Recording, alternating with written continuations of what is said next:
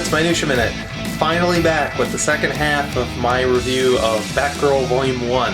In the first half, I talked about issues 1 through 37, basically Kelly Puckett's full run through Batgirl, largely illustrated by Damian Scott, and it was basically all about taking a child soldier who was raised to be an assassin and saying, is that person human? And we find out throughout the course of 37 issues that she is, and she actually has a personality, and she's worthy of the cape and cowl as the new Batgirl.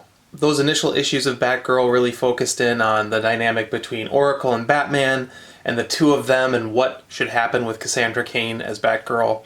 Shiva showed up as a major villain throughout the piece, basically as a looming threat in which a year after saving Cassandra Cain's life, she intended to fight her to see if she could defeat her. I ultimately had a great time reading that initial run of Batgirl. So now the question is, for the second half of the series, now that Kelly Puckett's off the book, how do I feel about these issues? Well, as we continue forward, we're going to have issues basically by Anderson Gabrick and Dylan Horrocks. And their take on Batgirl is a little bit different. If the first 37 issues was about deciding, is this child assassin human? Now that she's proven that, it's become much more about putting the girl in Batgirl. So a lot of these early issues by Dylan Horrocks are about Batgirl finding romance. So for example, early on, she has a little bit of a fling with Superboy, which honestly read kind of weird, but it did kind of have an interesting through line because there was another boy she was interested in who ended up turning out to be a villain, which caused Batman to question her assessment of the people around her. Throughout these issues, Batman is super defensive of her, and it becomes much less about master and apprentice and much more about father-daughter. As we continue through, heading towards issue 50, things become really strained with Batman and Batgirl.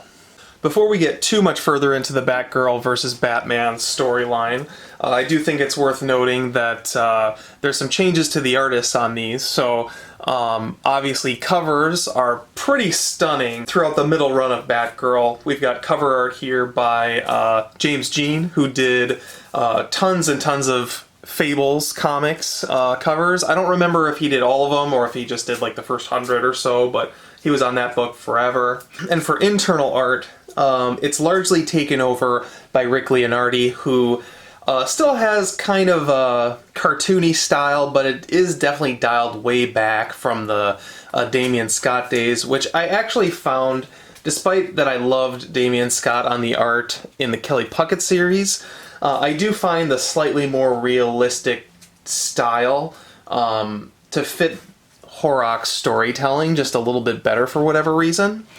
Now, if issue 1 through 25 was all about the build-up of the fight between Batgirl and Lady Shiva, issues 25 through 50 is definitely all about building up the fight between Batgirl versus Batman, which finally culminates in issue 50, another extra-sized issue. Now, I definitely found that the fight between Lady Shiva and Batgirl really had some interesting stakes, especially because there was like the lingering question of if she was going to be ready for the fight in time, because she ostensibly loses her fighting instincts early on in that arc. There's an implication that maybe Lady Shiva is Batgirl's mother, and then after she beats Lady Shiva, her followers turn to Batgirl as a challenge, but then ultimately as a leader. And so there's just a lot going on in that story.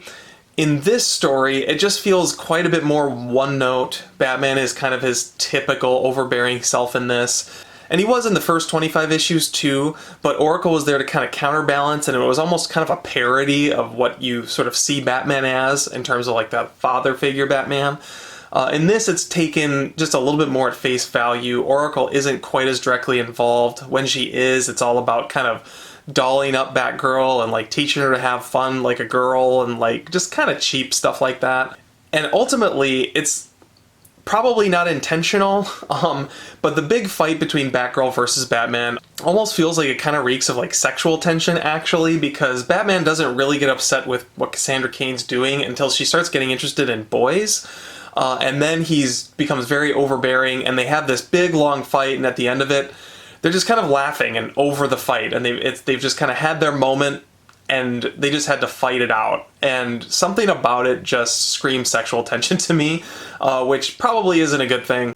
I feel like maybe it was intended as a father-daughter thing, but for whatever reason, at least when I was reading it, it just didn't come off quite that way. Probably because since Oracle's kind of dolling up Batgirl, her character is just a bit more sexualized in this than she was in the other. And I don't mean that in like a feminism sexualization kind of way or a male gaze kind of a way.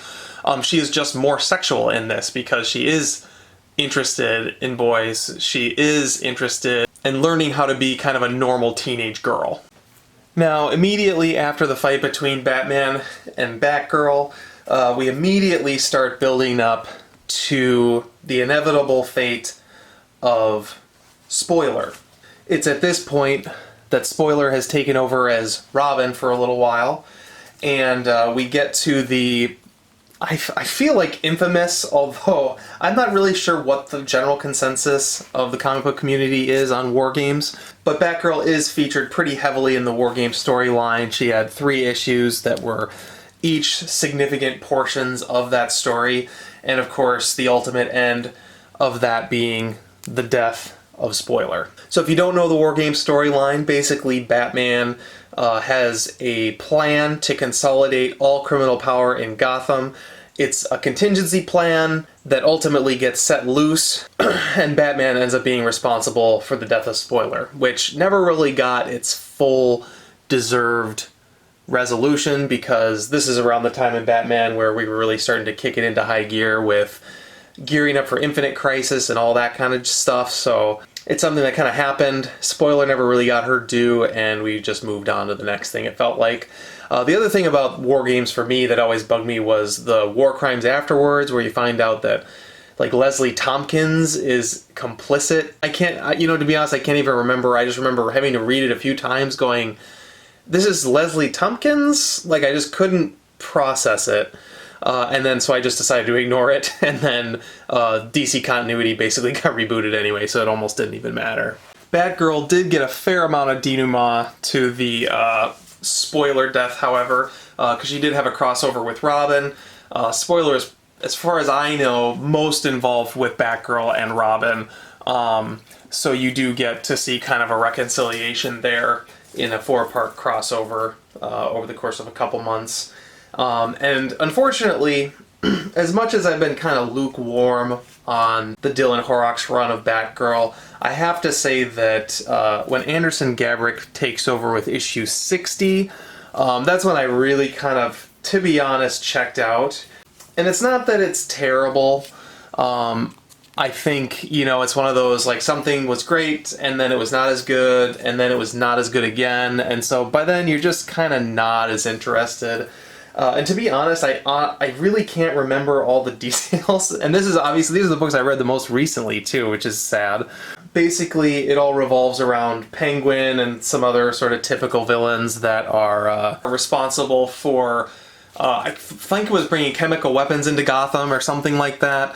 Deathstroke and Ravager are obviously involved. Of course, David Kane is like indirectly involved as well, but I can't even really remember exactly. To be honest, the thing I remember the most about these later arcs, by the way, cover up by Amanda Connor here, is the emotional buildup of Batgirl having to go out and deal one more time with Lady Shiva, who is basically ready to kill Batgirl at this point, which she kind of promised earlier in the series.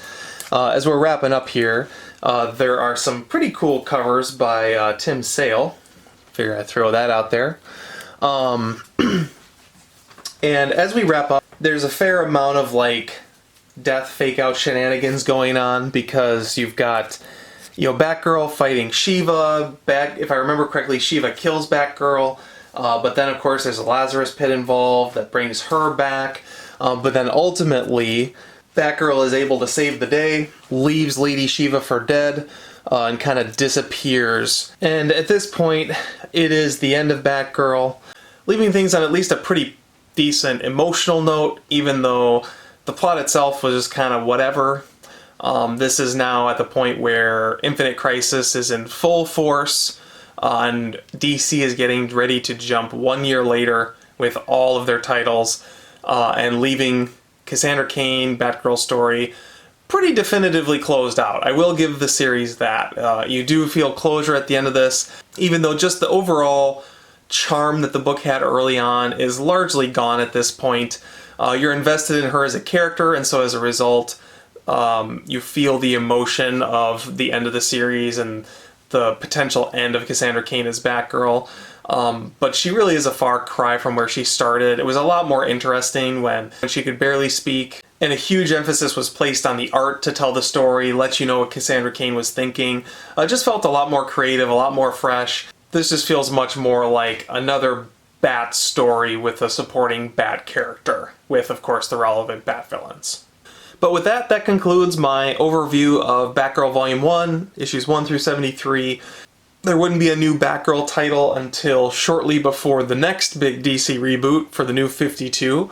I'm currently collecting that. I've only got half dozen issues or so. It only ran for like 20 issues, I want to say, 24 issues.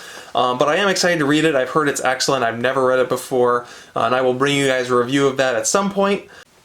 Otherwise, in the meantime, be sure to be on the lookout for other modern age Bat family related videos. I will be looking at some other series as we continue along. So, hope you guys enjoyed this video. Have a good one.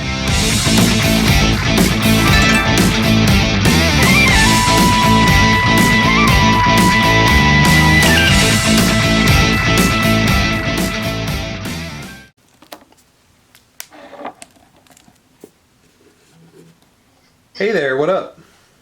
Hi. Hi. I'm walking in Target. Oh, okay. I thought since I told you to suck an egg, that maybe I'd check with you and see if you needed anything for your egg dinner. No, I already sucked my eggs, thanks.